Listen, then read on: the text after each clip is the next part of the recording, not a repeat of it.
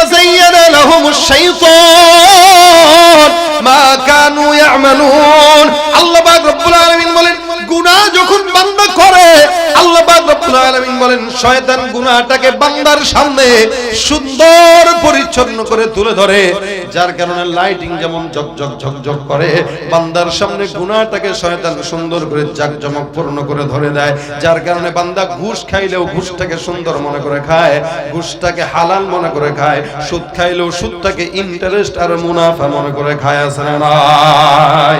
শিক্ষার জোরে ডিগ্রির ভারে সাহেবের মাজা বাঁকা, মুস্কি হেসে সব অফিসে নেয় যে ঘুষের টাকা।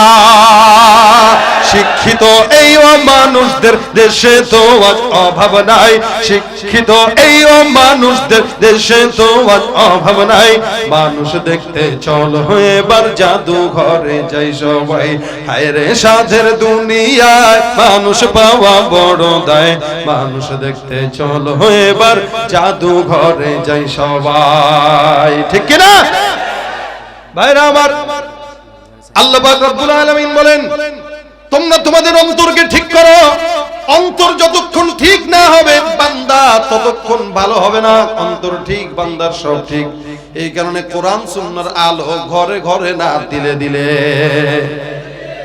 ভাইরা আমার খুব বুঝবেন, শয়তান যখন ধোঁকা দেয়, ওয়াযায়্যানা লাহুমুশ শাইতান, বান্দা শয়তান বান্দার সামনে গুনাহকে সুন্দর বানায় দেয়, যার কারণে গুনাহ যখন সুন্দর বান্দার কাছে মনে হয়, ওই বান্দার কাছে ঘরের ভিতরে যদিও সুন্দর বিবি থাকে, পরিমণিও থাকে, এরপর আরেকটারে ভালো লাগে।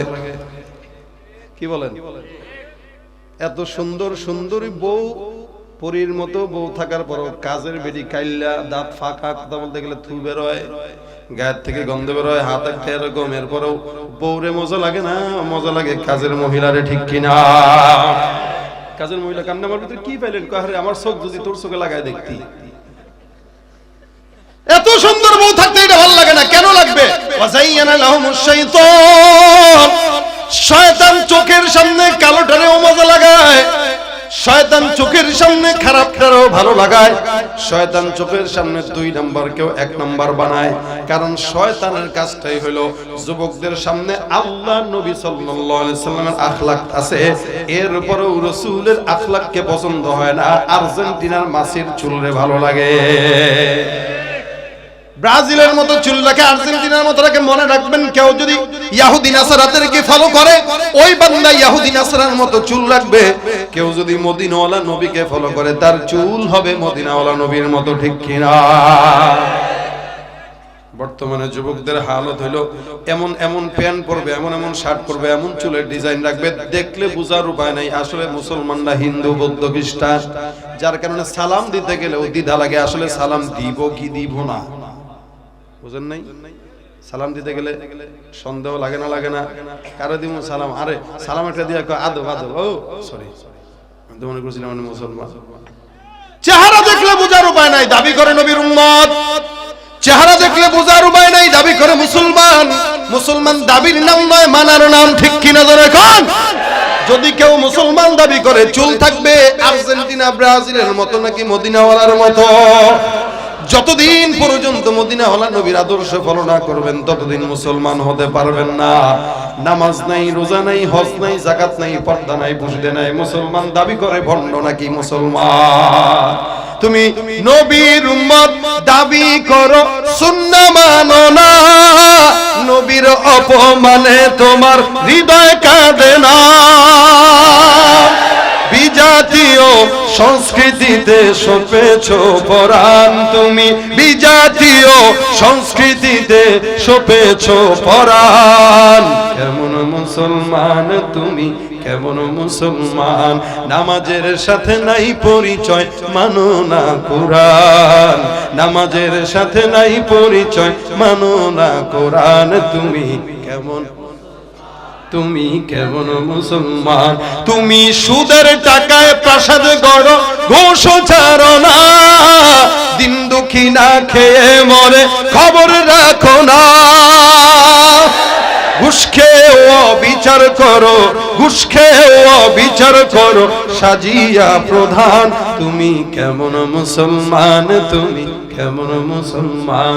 নামাজের সাথে নাই পরিচয়, মানো না কোরআন। নামাজের সাথে নাই পরিচয়, মানো না কোরআন। তুমি কেমন মুসলমান। আছে না নাই? শয়তান বান্দারে ধোঁকা দিয়া গুনাহকে সুন্দর বানায় দেয়। শয়তান বান্দাকে ধোঁকা দিয়া খারাপকে ভালো বানায়, ভালোকে খারাপ বানায়। এই কারণে পয়গম্বর সাহাবা আজমাইনদেরকে বলে, বান্দারা নামাজ পড়তে যখন মসজিদে ঢুকবা, যদি মসজিদে ঢোকার পর নামাজের ভিতরে খুশু আসে, নামাজটা যদি মজা লাগে বুঝতে হবে ঈমান ঠিক আছে, আর যদি মেলায় গেলে ভালো লাগে বুঝতে হবে ঈমান ঠিক নাই। কারণ একজন ঈমানদারের ঈমানটাকে মাপার জন্য সবচেয়ে বড় যন্ত্র দেখো ভালো কাজ করলে ভালো লাগে কিনা, খারাপ কাজ করলে খারাপ লাগে কিনা।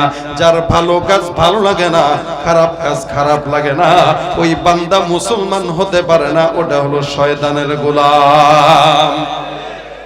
বান্দা নেক্সট সূরাতে শয়তান বান্দারে ধোঁকা দেয়। মনসুর বিন আম্মার এমন একজন বিশাল বড় বুজুর্গ, 250 হিজরির ঘটনা উল্লেখ করে উনি বর্ণনা করেন, আমার একজন বন্ধু ছিল, প্রত্যেক দিন মদ না খাইলে তার ঘুম হইতো না। এমন গুনাহগার, এমন গুনাহ কোনো নাই যে গুনার সঙ্গে সে জড়িত না। এত এত গুনাহ করতো, এত খারাপ কাজ করতো। হঠাৎ করে একদিন আমি তাকে বুঝাইলাম, বান্দাটা বুঝ নিল। বুঝ নেওয়ার পরে বান্দা মসজিদে আসা শুরু করে দিল।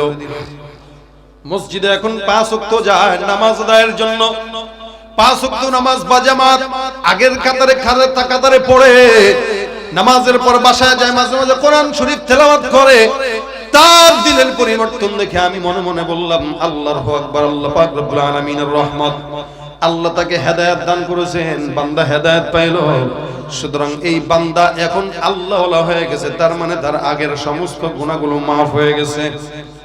একদিন, 2 দিন, 3 দিন যায়, বান্দা যতই গুনাহগার হোক না কেন, মালিক কোনদিন যদি চায় বান্দারে আল্লাহ ক্ষমা করে কি করে না? বান্দা যতই গুনাহগার হোক, আল্লাহ পাক রব্বুল আলামিন বলে চাইবা একবার, আমি আল্লাহ তোমাকে চাইতে দেরি মাগার দিতে দেরি করি না। কারণ তুমি মহাব্বতের বান্দা। আমি রব্বে কারীম প্রত্যেকটা বান্দাকে মহাব্বত দিয়া বানাইলাম। দুনিয়াতে আপনার প্রতি আপনার মায়ের যতটুকু ভালোবাসা, তার চাইতে বেশি না কম আল্লাহর ভালোবাসা? বলেন তো। আল্লাহর নবী সাল্লাল্লাহু আলাইহি ওয়াসাল্লাম ডাক দিয়া বলেন, দুনিয়ার জমিনে আল্লাহ পাক মহাব্বত নামক জিনিসটা যখন সৃষ্টি করেছেন, ওই মহাব্বত নামক বস্তুটা আল্লাহ পাক বানান এটাকে 100 ভাগে ভাগ করেছেন। সমস্ত বিশ্বের ভিতরে আল্লাহ পাক রব্বুল আলামিন 100 ভাগের 1 ভাগ মহব্বতটা নাজিল করলেন। 1 ভাগ মহব্বত পাওয়ার পর একজন সন্তানের প্রতি বাবার যতটুকু মহব্বত, একজন বাবার প্রতি সন্তানের যতটুকু মহব্বত, একটা সন্তান 1000 অন্যায় করার পর যদি মায়ের কাছে ক্ষমা চায়, বাবার কাছে ক্ষমা চায়, আল্লাহ পাক রব্বুল আলামিনের ওই বান্দা তার সন্তানকে maaf করে কি করে না? 1000 অন্যায় করার পর মায়ের কাছে চাবেন, maaf করে দেয়, বাবা maaf করে দেয়। সারা জিন্দেগি যদি কষ্ট দেয়, এরপরও যদি মায়ের কাছে যায় বলে মা ক্ষমা করে দাও, ওই মা কোনোদিন সহ্য করতে পারে না। সন্তান অন্যায় করছে, maaf করব না ভাবতেও পারে না। আল্লাহ পাক রব্বুল আলামিন বলে, বান্দা ওই মা ওই বাবার চাইতে আমি আল্লাহর মহব্বত কত বেশি তুই জানোস? নবী আমার ডাক দিয়া বলেন, 100 ভাগের 1 ভাগ মহব্বত আল্লাহ পাক সারা দুনিয়ায় ছড়ায় দিলেন। জিন্নাতের ভিতরে ছড়ায় দিলেন, মানুষের ভিতরে ছড়ায় দিলেন, ফেরেশতার ভিতরে ছড়ায় দিলেন, গোটা উম্মতের ভিতরে আল্লাহ পাক ছড়ায় দিলেন। বাকি থাকলো কয় ভাগ? 99 ভাগ মহব্বত। নবী আমার ডাক দিয়া বলেন, হে উম্মত, বাকি 99 ভাগ মহব্বত আল্লাহ পাক রব্বুল আলামিন শুধুমাত্র বান্দাকে ক্ষমা করার জন্য আল্লাহর দিলের ভিতরে রেখে দিয়েছেন। এটা হচ্ছে আমার মালিকের মহব্বত আপনার আমার বান্দার জন্য, গুনাহগারের জন্য। ওই বান্দাটাও মালিকের কাছে হয়তো ক্ষমা চাইলো, আল্লাহ পাক ক্ষমা করে দিলেন, নামাজি হয়ে গেল। হঠাৎ করে একদিন মনসুর বিন আম্মার বলেন, আমি মসজিদে প্রবেশ করলাম। প্রবেশ করার পর তাকায় দেখি বান্দাটা মসজিদের ভিতরে আর আসে না। কোথায়? আমি তার তালাশ করা আরম্ভ করে দিলাম, বান্দার কোনো দেখা পাওয়া যায় না। একটু একটু করে খুঁজতে খুঁজতে হঠাৎ করে একদিন চিন্তা করলাম, যেহেতু মসজিদে বহুত দিন হয়ে গেল দেখি না, তার বাসা পর্যন্ত যাই, দেখি বাসায় গিয়ে তাকে পাওয়া যায় কিনা। আল্লাহর বান্দা যখন ওই মনসুর বিন আম্মার যখন ওই লোকটার বাসায় চলে যায়, ঘরের দরজায় টোকা দেয়, মেয়েটা বাসার থেকে বের হয়ে বলে, কে আপনি? পরিচয় দিল যে আমি অমুক, তোমার বাবার কাছে আমার পরিচয় বলো, আমার পরিচয় তোমার বাবা ভালো করে জানে, তুমি তোমার বাবার খবর দাও। মেয়েটা ভিতর থেকে সংবাদ নিয়ে এসে ডাক দেয়া বলে, বাবা আপনাকে ভিতরে যেতে বললেন। যখন মনসুর বিন আম্মার বলেন, আমি ভিতরে গেলাম, তাকায় দেখি ঘরের ভিতরে অনেক বড় একটা উঠান, ঘরের ও পাশে ভিতরে। আমি তার উঠানের ভিতরে তাকায় দেখলাম এই বান্দাটা উঠানের ভিতরে উপর হয়ে শুয়ে আছে। আমি তাকে তাহার দিকে তাকায় দেখলাম চেহারাটা কুৎসিত। আমি বান্দাকে ডাক দিয়া বললাম, লা হাওলা ওয়ালা কুওয়াতা ইল্লা বিল্লাহ, তোমার এই দশা কেন? চেহারার এই কুৎসিতের হালতের কারণ কি? আমি তাকে ডাক দিয়া বললাম, আরে চেহারা যেহেতু এমন অবস্থা, অসুস্থ, তুমি বেশি বেশি বলো লা ইলাহা ইল্লাল্লাহ, বেশি বেশি আল্লাহ পাক রব্বুল আলামিনের কালেমার তালকিন করো। আমি যখন বারবার তাকে কালেমা পড়ার জন্য বললাম, আমার মুখে লা ইলাহা ইল্লাল্লাহ শোনার পর ওই বান্দা কোনো কথাবার্তা ছাড়া অজ্ঞান হয়ে জমিনে আবার পড়ে থাকলো। আমি ভয় পেয়ে গেলাম, কি ব্যাপার বুঝলাম না। কালেমা পাঠ করতে বললাম, বান্দা বেহুশ। আমি তাকে ডাক দিয়া বললাম, কি ব্যাপার, তোমার বাবার এই অবস্থা কেন? তার মেয়ে বলল, আমি জানিও না, আপনি একটু পানি দিয়া তাকে উঠানোর ব্যবস্থা করেন। আমি তার চেহারার ভিতরে পানি দিয়া আবারও তাকে হুশ আর হুশ নিয়ে আসলাম। আমি তাকে ডাক দিয়া বললাম, লা হাওলা ওয়ালা কুওয়াতা ইল্লা বিল্লাহ, হে বান্দা তুমি আল্লাহ পাকের কালেমা পাঠ করে বলো লা ইলাহা ইল্লাল্লাহ। দ্বিতীয়বার যখন আমি তাকে কালেমার তালকিন দিলাম, ওই বান্দাটা কালেমা আমার জবান থেকে শুনে আবারও বেহুশ হয়ে দুনিয়ার জমিনের ভিতরে পড়ে রইল। আমি ভয় পেয়ে গেলাম, আবারও তার হুঁশ চলে আসলো। আমি ডাক দিয়া বললাম, কি ব্যাপার? লা ইলাহা ইল্লাল্লাহ এই শব্দটা শোনার সঙ্গে সঙ্গে বেহুশ হওয়ার কারণটা কি আমি জানি না, তুমি আমাকে বর্ণনা করে শোনায় দাও। বান্দাটা ডাক দিয়া বলে, মাফ করবা, আমি আসমানের মালিকের নাম জবান দিয়ে উচ্চারণ করার মতো ক্ষমতা আমার নাই। আমার অবস্থা তুমি জানো, আল্লাহ পাক রব্বুল আলামিন আসমানের মালিক এই কালেমাটা আমার জবান দিয়ে নেওয়ার মতো আর ক্ষমতা দেয় নাই। এই কালেমা আর আমার জবানের মাঝখানে বিশাল বড় প্রাচীর লাগায় দিছে। আমি ইচ্ছা করলেও কালেমা আমার জবান দিয়ে উচ্চারণ করতে পারতেছি না। মনসুর বিন আম্মার বলেন, আমি সঙ্গে সঙ্গে পেরেশান হয়ে গেলাম, কি ব্যাপার? আল্লাহর কালেমা যদি কেউ পড়তে না পারে, অসুস্থ অবস্থায় মৃত্যুবরণ মৃত্যু সজ্জায় যদি কেউ করতে না পারে, এটা তো বেঈমানের আলামত। কারণ একজন ইমানদার বান্দা মরণের আগে কালেমা পাঠ করবে, এটাই তার মনের আশা থাকে, ঠিক কিনা বলেন তো? কিন্তু এমন একটা হালত, সাকরাতুল মাউত চলে আসছে, এখনো পর্যন্ত বান্দাটা কালেমার তালকিন দিতে পারে না, বাকি সব কথা বলতে পারে। আমি তারা জিজ্ঞাসা করলাম, হে ভাই, তুমি যদি এই শেষ মুহূর্তে কালেমা তালকিন জবান দিয়ে নিতে না পারো, তাহলে তোমার সারা জিন্দেগির আমল কোথায় গেল? নামাজ কোথায় গেল? হজ কোথায় গেল? যাকাত কোথায় গেল? সামনে নামাজ আদায় করতে, কোরআন তেলাওয়াত করতে, ওগুলা কোন জায়গায় গেল? আমি তাকে যখন প্রশ্ন করলাম, সে এত পেরেশান, তার মুখে ভয়ের ছাপ। সে আমাকে ডাক দিয়া বললে, মনসুর, আমি আল্লাহ পাক রব্বুল আলামিন দুনিয়ার জমিনে আমারে পাঠাইলেন, আমার বড়ই দুর্ভাগ্য। আমি এতদিন পর্যন্ত নামাজ আদায় করছি, যাই কিছু করছি, ইবাদত করছি, জিকির আজকার করছি, সব কিছু বান্দার জন্য, একটা জিনিসও মালিকের জন্য আমি কোনোদিন করি নাই। আমি যখন প্রথম জিন্দেগিতে গুনাহ করতাম, তুমি আমাকে বারবার নিষেধ করতা। আমাকে শয়তান ওয়াসওয়াসা দিয়া বলল, এর ভাই নামাজ আদায় কর, যা তুই নামাজ পড়, এটা তোর জন্য একটা ভালো দিক। কেন? তুই যখন মদ্যপান করস, তোর সমাজের মানুষ খারাপ চোখে দেখে। তুই যখন নামাজ আদায় করবি, রাত্রিবেলা মদ পান করবি, মদ পান করার কথা কেউ জানবে না। ফজরের নামাজ, এশারের নামাজ, রাত্রিবের নামাজ, জোহরের নামাজ, আসরের নামাজগুলো সব পাঁচ ওয়াক্ত নামাজ যখন জামাতের সঙ্গে পড়বি, মানুষ মনে করবে এমন বড় নামাজি কোনোদিন মদ মনে হয় খাইতে পারে না। একদিকে নামাজ আদায় করবি, মানুষও তোরে ভালো মনে করবে, আরেকদিকে ঘরে এসে ওই উল্টা পাল্টা সমস্ত গুনাহের কাজ করবি নফসের খায়াসের মোতাবেক, ওটাও কেউ জানবে না, নামাজের কথাই সবাই জানবে। সুতরাং নামাজও হবে, এটাও হবে। শয়তান আমাকে নেক্সট সুরাতে ধোঁকা দিয়ে দেয়। আমি চিন্তা করলাম, সমাজ এই অফারটা তো ভালো, এত সুন্দর লেবাস লাগাইলাম, মসজিদে যাইলাম, 5 ওয়াক্ত নামাজ বা জামাত আদায় করলাম। এই নামাজগুলো পড়ার পর রাত্রিবেলা যখন ঘরে আসতাম, এমন কোন রাত্রি নাই যেই রাত্রিতে ঘরে এসে আমি মদের গ্লাসে চুমুক না দিছি। নাউযুবিল্লাহ।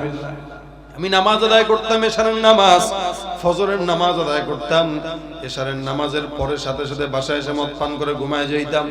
কখনো কখনো নারী নিয়ে সময় লাগাইতাম। এমন করতে করতে হঠাৎ করে একদিন আমি অসুস্থ হয়ে গেলাম। খুব বুঝেন, দেখেন, একদিন আমি অসুস্থ হয়ে গেলাম। অসুস্থ হওয়ার পর কোনো প্রকার ওষুধ আমাকে সুস্থতা করতে পারে না। এত এত ওষুধ খাই, কবিরাজ দেখাই, হ্যান করি তেন করি, কোনো সুস্থতা নাই। হঠাৎ করে একদিন মাথায় আসলো, আমি কোরআনটা হাতের ভিতরে বউকে ডাক দিয়া বললাম, বিবি আমার হাতে কোরআনটা দাও, কোরআনটা একটু তেলাওয়াত করি। বিবি আমার হাতের ভিতরে কোরআন শরীফটা দেয়, সুন্দর করে তেলাওয়াত করলাম। তেলাওয়াতের পর আসমানের দিকে কোরআনটা তুলে ধরে ডাক দিয়া বলতেছি, আল্লাহ এই কোরআনটা আমি মাত্রই তেলাওয়াত করলাম, মালিক এই কোরআনটার উসিলায় তোমার কাছে চাইলাম, আল্লাহ এই কোরআনের উসিলায় আমার যত রোগ আছে, বালা আছে, সব তুমি দূর করে দাও। কারণ আল্লাহ পাক রব্বুল আলামিন বলেন, ওয়ানুনাজ্জিলু মিনাল কুরআনি মা হুয়া শিফাউ ওয়া রাহমাতুল লিল মুমিনিন। সারা দুনিয়ার মানুষের জন্য কোরআনটাকে শিফা আর রহমত হিসেবে নাযিল করলাম। আমি আমার মালিকের কাছে ডাক দিয়া বললাম, আল্লাহ এই কোরআনটা যেহেতু শিফার জন্য তুমি নাযিল করলা, আমাকে এই সমস্ত অসুস্থতা থেকে কোরআনের উসিলায় তুমি আল্লাহ সুস্থতা দান করে দাও। আল্লাহর কসম, আল্লাহর কসম, আমি আল্লাহর কাছে চাইলাম, আসমানের মালিক আর দেরি করে নাই, আল্লাহর কাছে চাইতে দেরি।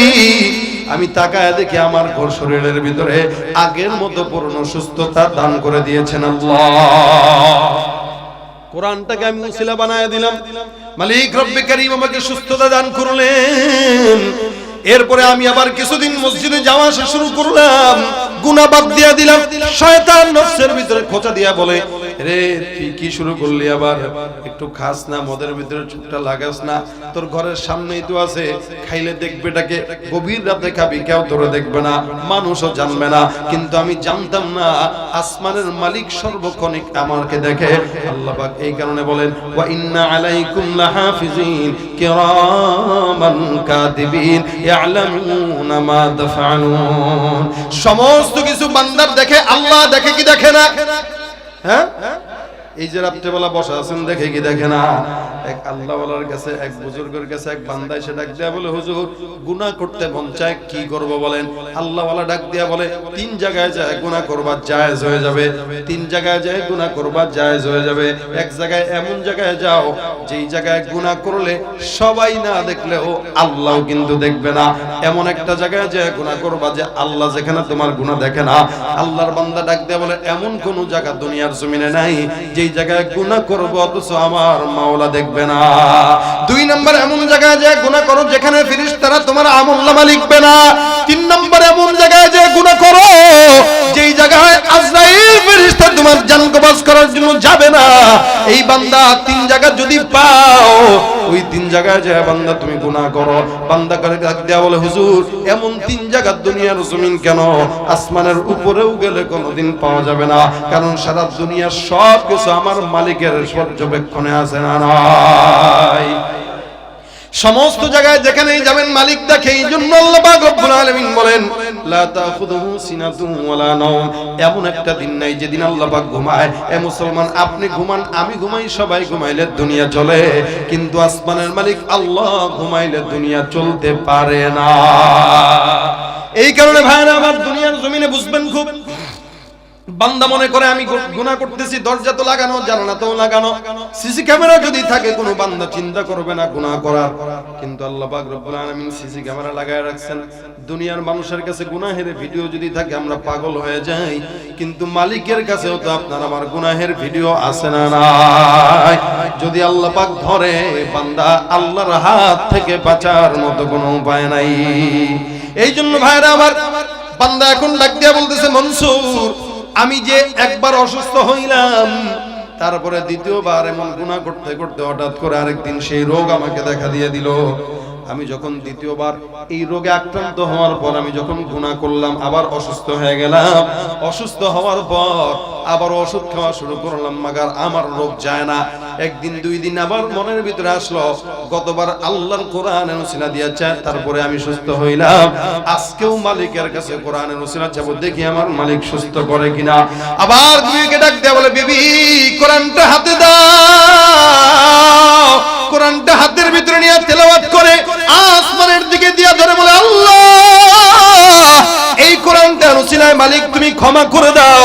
আল্লাহ পাক রব্বুল আলামিন দ্বিতীয়বারের মতো ক্ষমা করলেন। হে মুসলমান, আবারও বান্দা সুস্থ হয়ে গেল। তৃতীয়বার এমন কিছুদিন যায়, আবারও আমি আমার শয়তানের ওয়াসওয়াসায় পড়ে গুনাহের পথে হাঁটি।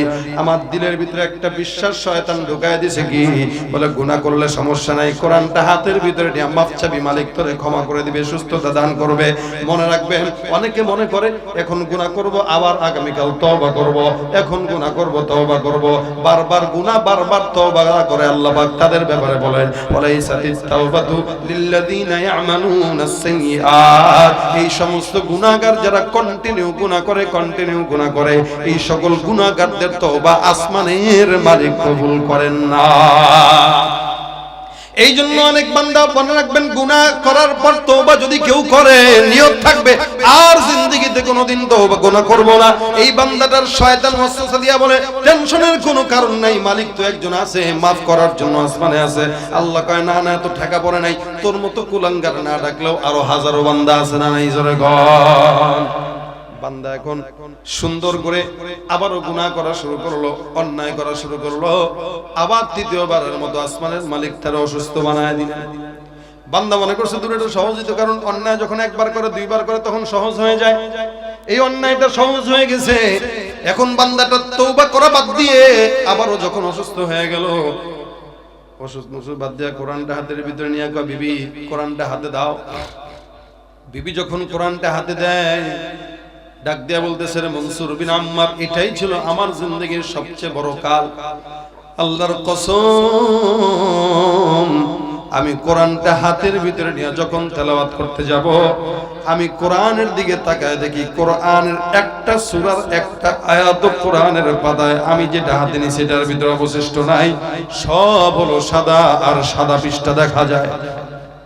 আমি পেরেশান হয়ে গেলাম, হায় হায়, মালিক তাহলে আমার উপরে রাগান্বিত হয়ে গেছে। আমি আল্লাহকে ডাকতে চাইলাম, আমি কালেমার তালকিন দিতে চাইলাম, কিন্তু আফসোস আমার জবান দিয়ে আমি একবারের জন্য আল্লাহর নামটা নিতে পারি নাই। আমি আমার জবান দিয়া ইস্তেগফারও পড়তে পারি নাই, কালেমাও পড়তে পারি নাই। সেদিনের পর থেকে অসুস্থতা বাড়তে বাড়তে বাড়তে বাড়তে আজকের এই হালত। এখনো পর্যন্ত আমি আমার মাওলার নামটা ভালো করে নিতে পারি না, কালেমাটাও পড়তে পারি না, ইস্তেগফারও পড়তে পারি না। আমি এত চেষ্টা করি, এত চাই আমার মালিককে ডাকতে, কিন্তু আমার মালিক তার নাম আর আমার জবানের মাঝখানে বিশাল বড় পর্দা লাগায় দিয়েছে। নাউযুবিল্লাহ। এই জন্য ভাইরা আমার, গুনাহটা এমন একটা জিনিস, এই গুনাহটা যখন বান্দা বারবার করে, এটা কুফরির পর্যায়ে চলে যায়। বারবার যখন পরে এই কথা শোনার পর মনসুর বিন আম্মার বলেন, আস্তাগফিরুল্লাহ, আমি চিন্তা করলাম যেহেতু এই বান্দাটা গুনাহগার, আল্লাহ পাক রব্বুল আলামিন তার উপরে গজব নাজিল করছে, এখানে বেশিক্ষণ থাকা যাবে না, এখান থেকে চলে যাওয়া লাগবে। বেচারা বাসার দিকে রওনা হয়ে গেছে, বাড়ির দিকে রওনা হয়ে গেছে। পিছন থেকে কিছুক্ষণ পর একজন ডাক দিয়া বলতেছে, ভাই একটু আগে ওই বান্দা, আল্লাহর বান্দা যাকে তুমি দেখে আসছো, ওই বান্দা কিছুক্ষণ আগে দুনিয়ার জমিন থেকে বিদায় হয়ে গেছে। মনসুর বিন আম্মার বলেন, দেখেন দুনিয়ার মানুষেরা কোন বান্দা যখন গুনাহকে গুনাহ মনে করে না, আল্লাহ তার উপরে রাগান্বিত হয়। এই কারণে নবী বলেন, ইয়াকুমুল মাসিয়াহ ফা ইন্না বিল মাসিয়াতি হাল্লা সাখাতুল্লাহি আযজা ওয়া জাল। এই কারণে নবী আমার বলেন, গুনাহ থেকে বাঁচো, গুনাহ থেকে বাঁচো। কারণ গুনাহটা এমন একটা জিনিস, বান্দাকে আল্লাহর রাগ বাড়ায় দেয়। বান্দা যখন গুনাহ করে মালিকের রাগ বেড়ে যায়, বান্দা যখন গুনাহ করে মালিকের ক্রোধ বেড়ে যায়, বান্দা যখন গুনাহ করে আল্লাহ পাক বান্দাকে যা চাওয়ার যেটা দেয় না। মুসা পয়গম্বরের উম্মতরা আল্লাহর নবী মুসাকে ডাক দেয়া বলেন, পয়গম্বর মুসা, মালিক যখন রাগান্বিত হয় তার আলামত কি? আল্লাহর নবী মুসা বলেন, এক নম্বর আলামত, আল্লাহ যখন রাগান্বিত হয় তখন বান্দার যেটা দেওয়া দরকার বান্দারে সেটা দেয় না। দুই নম্বর আলামত, যেটা দেওয়া দরকার না সেটা বান্দার গায়ের উপরে চাপায়া দেয়। বর্তমান সময়ে আপনাদের আমাদের বাংলাদেশে গুনাহ থেকে হায়াত, গুনাহ থেকে বাঁচো। নবী বলেন ছোট গুনাহ হোক, একজন ইমানদার গুনাহকে কত বড় মনে করবে?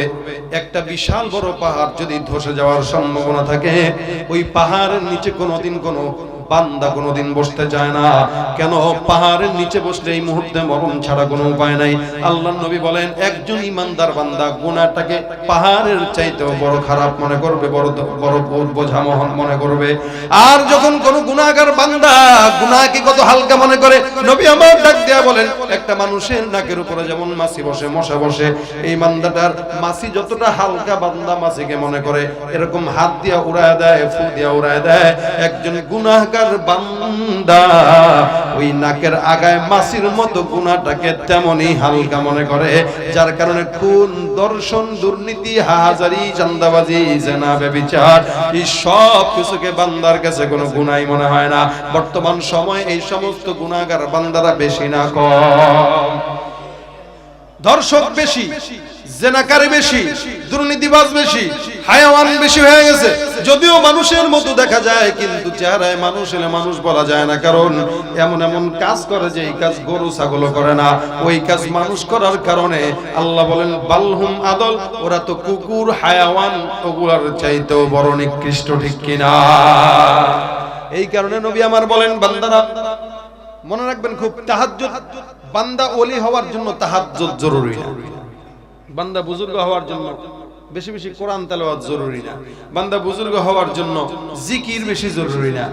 বুজুর্গ হওয়ার জন্য সবচেয়ে বড় জরুরতের বিষয় হলো গুনাহ থেকে বেঁচে থাকা। কি থেকে বেঁচে থাকা বলেন? গুনাহ থেকে বেঁচে থাকা। যে গুনাহ থেকে বেঁচে থাকলো সে সবচেয়ে বড় বুজুর্গ। আর যে নামাজ পড়লো কিন্তু গুনাহ করলো, নামাজই যদি খালি বুজুর্গের আলামত হইতো, আমাদের দেশে অসংখ্য নামাজি আছে যারা ভোটের জন্য নামাজ আদায় করে, আছে না? অসংখ্য হাজি আছে যারা হাজি সাহেব ডাক শোনার জন্য হজ করে। অসংখ্য মানুষ আছে যারা ইবাদত করে বান্দাকে দেখানোর জন্য, আল্লাহর উদ্দেশ্য না। এই কারণে ইবাদত বড় বিষয় না, বড় বিষয় গুনাহ থেকে বেঁচে থাকা। যে গুনাহ থেকে বাঁচলো সে বড় বুজুর্গ। ছাত্র ভাইরা আছেন, আমিও আছি, আপনারা আছেন। গুনাহগার আমরা সবাই গুনাহ করি। নফস আমাদেরকে গুনাহ করতে মন চাওয়ায় দেয়, গুনাহ করতে উদ্বুদ্ধ করে। এই জন্য নবী আমার বলেন আল মুজাহিদু মান জাহাদা লিনাফসি, সবচেয়ে বড় মুজাহিদ সেই যে নিজের নফসের সঙ্গে জিহাদ করে। সুবহানাল্লাহ। নফসের সঙ্গে জিহাদকে রাসূল মুজাহিদ বলেছেন। তরবারি নিয়ে জিহাদ করার নাম মুজাহিদ, শুধু তাই নয় বরং নফসের সঙ্গে যে জিহাদ করলো সেও অন্যতম মুজাহিদ। এজন্য নফস যদি বলে বাজারে যা, আমি বলবো তুই মসজিদে ঢোক। নফস যদি বলে মেলায় যা, আমি বলবো মাহফিলে ঢোক। নফস যদি বলে গান শোন, আমি বলবো আল্লাহর কোরআনের তেলাওয়াত শোন। ঠিক কিনা জোরে বল? এটা হবে ইমানদারের কাজ। কারণ বিশেষ করে যুবকেরা গুনাহের ভিতরে জর্জরিত থাকে বেশি। যুবকদের গুনাহ করার চাহিদা বেশি হয়, মুরব্বীদেরও হয়। যুবকরা করতে পারে সরাসরি, মুরব্বীরা পারে না, কারণ বয়স হয়ে গেছে, তার পিছনে দৌড়াইবো কেডা। এই জন্য বরের ভিতরে বসে বসে, বারান্দায় বসে বসে, ঠ্যাঙের উপরে ঠ্যাং দিয়া রাস্তায় কোনো মেয়ে গেলে তাকায়। মুরব্বীদের গুনাহ হলে অন্তরে অন্তরে গুনাহ, আর যুবকরা গুনাহ করে অঙ্গে অঙ্গে। এই কারণে যুবকদের ব্যাপারে নবী বলেন, রাসূল সাল্লাল্লাহু আলাইহি ওয়াসাল্লাম বলেন ওয়াশাবুন নাশা ফি ইবাদাতিল্লাহি তাআলা, যেদিন কিয়ামতের ময়দানে সূর্য মাথার উপরে থাকবে, ওই দিন আল্লাহ পাক রব্বুল আলামিন আরশের ছায়ায় একজন ঈমানদারকে জায়গা দান করে দিবেন। আল্লাহ পাক দান করবেন। এটা যুবকদের জন্য বলেছেন। যুবক ঠিক তো সারা দুনিয়া ঠিক, যুবক নষ্ট তো দুনিয়া নষ্ট। যার কারণে যুবকরাই যত আকাম কোকাম আছে সব করে। এজন্য এলাকার যদি 100টা যুবক, 10টা 20টা যুবক যদি মাথায় পাগড়ি একটা বাইদা তাবলীগের মেহনতের সময় লাগে, আল্লাহ ওয়ালাদের মজলিসে থাইকা যদি এলাকায় এই নিয়ত করে কোনো চাঁদাবাজি চলবে না, ইনশাআল্লাহ এলাকা পরিবর্তন হতে 1 মাসের ব্যবধান, বেশি দরকার নাই। ছাত্র তুমি দেশের সম্পদ, জাতির ভবিষ্যৎ, দুশ্মনেরা বানাইতে চায় তোমারে অসৎ, মানুষ গড়ার আঙ্গিনাতে দেয় না তোমায় মানুষ হতে, শিক্ষাঙ্গন রাখে রণক্ষেত্র বানাইয়া, বছরের পর বছর থাকে সে ঝঞ্ঝাট লাগাইয়া। জীবনের শ্রেষ্ঠ সময়, জীবনের শ্রেষ্ঠ সময় বন্ধু আর মিলবে না, এই সুযোগ হারায় না, এই সুযোগ আর পাবে না, এই সুযোগ হারায় না কারো ফান্দে পড়িয়া, সারাটা জীবন যাইব কান্দিয়া কান্দিয়া, সারাটা জীবন যাইব কান্দিয়া কান্দিয়া। ঠিক না? জমি জামা ভিটে মাটি পেচিয়া বাবায়, মাসে মাসে পড়া লেখার খরচা দি পাঠায়, বিএ এমএ পাশ করিয়া আইব বাছা ধন, দূর হইব দুঃখ জ্বালা সকল নটন, এত আশায় বুক বাঁধিয়া থাকে যে বাপ মায়, সেই না আশার বাসায় রে পুইরা করে ছাই, এত আশায় বুক বাঁধিয়া থাকে যে বাপ মায়, সেই না আশার বাসায় রে পুইরা করে ছাই, বই কাড়িয়া অস্ত্র দিয়া সন্ত্রাসী মাস্তান বানাইয়া, বই কাড়িয়া অস্ত্র দিয়া সন্ত্রাসী মাস্তান বানাইয়া, সুন্দর জীবন তোমার দেয় যে ধ্বংস করিয়া, অবশেষে মায়ের কাছেও লাশখানা দেয় পাঠাইয়া। জীবনের শ্রেষ্ঠ সময় বন্ধু আর মিলবে না, এই সুযোগ হারায় না, এই সুযোগ আর পাবে না, এই সুযোগ হারায় না কারো ফান্দে পড়িয়া, সারাটা জীবন যাইব কান্দিয়া কান্দিয়া, সারাটা জীবন যাইব কান্দিয়া কান্দিয়া। ঠিক না? এই জন্য যুবক ঠিক তো সব ঠিক। এখানে অধিকাংশই যুবক, অধিকাংশই মাদ্রাসার ছাত্ররা, স্কুলের ছাত্ররা, চাকরি করে এরকম যুবকেরা। যৌবন থাকবে এটা খুব বেশি দিন না, কচু পাতার উপর পানি যেরকম একদম অল্প সময় টিকে, ঠিক আমাদের যৌবনটাও অল্প সময় টিকে। সেদিন ছিলাম ছোট, আজকে চুল পাকা শুরু হয়ে গেছে। তার মানে চুল পাকা মানে আমাদের মাদ্রাসাগুলোতে একটা কিতাব আছে মাকামাতে কে, এখানে একটা লাইন আছে, কারো মনে আছে কিনা? আমরা ছাত্র জামানায় পড়ছিলাম তো মুখস্থ করে দিয়েছিল ওস্তাদ আলহামদুলিল্লাহ। অবিল মাসিবি ইনদারুকা ফামা আযারুকা। তার মানে বার্ধক্য তোমার চুলকে পাকা করে তোমাকে সতর্ক করেছে, কিন্তু তুমি সতর্ক হও নাই। বার্ধক্য তোমার চুল পাকা করে, তুমি আয়নার সামনে দাঁড়াইছো, চুল দুই চারটা পেকে গেছে, এই পাকা চুল তোমাকে সতর্ক করছে। ফামা আযারুকা, কোন ওজরের কারণে তুমি সতর্ক হও নাই? কি ওজর ছিল আমাদের? কোন ওজরই না, আমরা দুধ চুল পাকতেই পারে, এমনিই পাকে। চুল পাকলে তো কি হয়েছে? মন তো জোয়ান আছে। অনেকে এটা মনে করে আমার চুল পাকলে গেছে। আমাদের মুরব্বীরা আজকাল এরা বিশ্বাসই করে না যে সে মুরব্বী। মুরব্বী মহিলাদেরকে যদি খালি আন্টি বলেন, এমন খেপা খেপবে। কিসের আন্টি? ম্যাডাম বলেন, ম্যাডাম বললে সে খুশি, আন্টি বললে সে বেজার। আঙ্কেল ডাকবেন বেজার, তো কি ডাকবো? আমার বুড়া মনে হয় আপনার? বয়স 50 হইতে পারে, এখন অন্তরে সব জোয়ান 18 বছরের প্রেম। এই হলো হালত আমাদের, যার কারণে তার বয়স হইছে, অভ্যাস পাল্টায় নাই। ঠিক কিনা জোরে কর?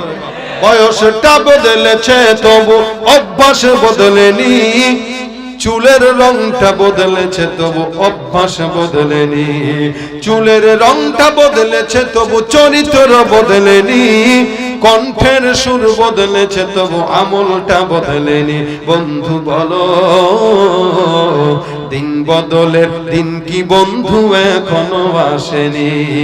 দিন বদলের দিন কি বন্ধু এখনো আসেনি? জামানা অনেক বদলেছে তবু দিন কেন বদলেনি? সীমানা অনেক বদলেছে তবু দেশ কেন বদলেনি? পতাকার রং বদলেছে তবু নীতি কেন বদলেনি? ক্ষমতার হাত বদলেছে তবু ভাগ্য যে বদলেনি। বন্ধু বলো দিন বদলের দিন কি বন্ধু এখনো আসেনি? ঠিক না? আর কবে বদলাবো বলেন? সব বদলাইছে, আমরাই কেবল বদলাইনি। আমাদের বদলানোটা এখন গুনাহে বদলাইছে, আমলে বদলায় নাই। আমলে যদি কেউ বদল হতে পারে, আল্লাহ পাক আমাকে তৌফিক দান করুক, আপনাদেরকেও দান করুক, বলেন আমিন। এই জন্য গুনাহ আমাদের হবে, এটা পেরেশানির বিষয় না, কিন্তু গুনাহের উপর অটল থাকাটা হলো পেরেশানির বিষয়। গুনাহ বান্দা করবে, কিন্তু আল্লাহর কাছে মাফ চেয়ে নিবে, বাস শেষ। আর যেন গুনাহ না হয়। কিন্তু গুনাহ করতেই থাকলেন নফস মরে যায়, দিল মরে যায়। লাগাতার গুনাহ বান্দার হালাওয়াতে ঈমানকে নষ্ট করে দেয়, যার কারণে গুনাহ করবেন, একদিকে নামাজ পড়বেন, দেখবেন নামাজেও মজা লাগবে না, কোরআন তেলাওয়াতেও মজা লাগবে না। এই জন্য গুনাহটা মানুষের ইবাদত, ইবাদতের স্বাদ সবকিছু খারাপ নষ্ট করে দেয়।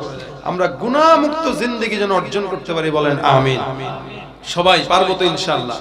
আমি সহ, আপনারা সহ গুনাহ মুক্ত জিন্দেগি অর্জন করব। যখন একটু সময় পাবো, হাতের কাজ, পায়ের কাজ, সব কাজ থাকার পরও জবান দিয়ে ছোট্ট একটা কাজ করব, আস্তাগফিরুল্লাহ, আস্তাগফিরুল্লাহ, আস্তাগফিরুল্লাহ। যখন সময় পাবো পড়বো। রাজি আছি ইনশাআল্লাহ?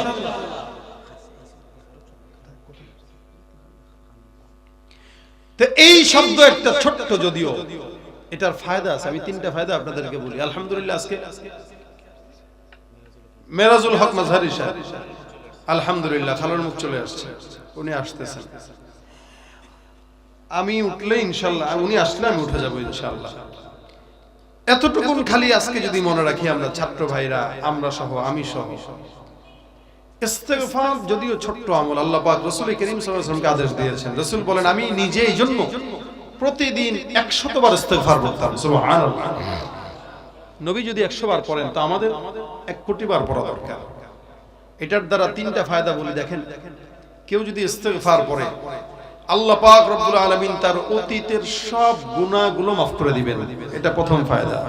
আমাদের গুনাহ মাফ করা দরকার আছে কি নাই?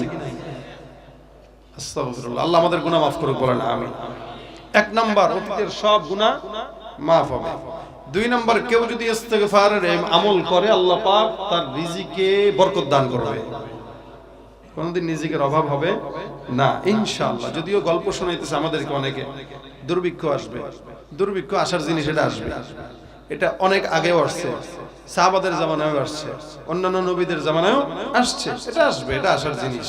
তার মানে না খায় মানুষ মরবে না ইনশাআল্লাহ। কেউ যদি ইস্তেগফারের আমল করে, আল্লাহ পাক রিজিকে বরকত দান করে দিবেন। 3 নাম্বার, কেউ যদি ইস্তেগফার পড়ে, আল্লাহ পাক তার সকল বিপদ আপদ থেকে তার হেফাজত করবেন। ইস্তেগফার এমন একটা জিনিস, এই জন্য বান্দা প্রত্যেক দিন প্রতিনিয়ত যখন সময় হয়, হাতের কাজ আছে, পায়ের কাজ আছে, জবানের কোনো কাজ আমাদের থাকে না, দোকানে বসে আছি তো আস্তাগফিরুল্লাহ, আস্তাগফিরুল্লাহ, আস্তাগফিরুল্লাহ। রাত্রে ঘুমানোর জন্য গেছি, বাস ঘুমের আগে গান টান না শুনে আস্তাগফিরুল্লাহ, আস্তাগফিরুল্লাহ, আস্তাগফিরুল্লাহ। একটু জবানটা খুলে পড়তে কষ্ট হয় ভাই, কষ্ট হয়। পড়তে কি টাইম লাগে, টাকা লাগে? কিচ্ছু লাগে না। একটু বসে আছেন, গাড়িতে বসে রয়েছেন, হুন্ডা চালাইতেছেন, সিএনজিতে বসে আছেন, সময় হয়েছে, বাস আস্তাগফিরুল্লাহ রাব্বি মিন কুল্লি যামবি ওয়া আতুবু ইলাইহি, বাস পড়ে ফেলেন একবার। গুনাহ প্রতিনিয়ত আমার হাজার হাজার গুনাহ হচ্ছে, একবারও তো ইস্তেগফার করলাম না, তাহলে ওগুলা মাফ হবে কেমনে?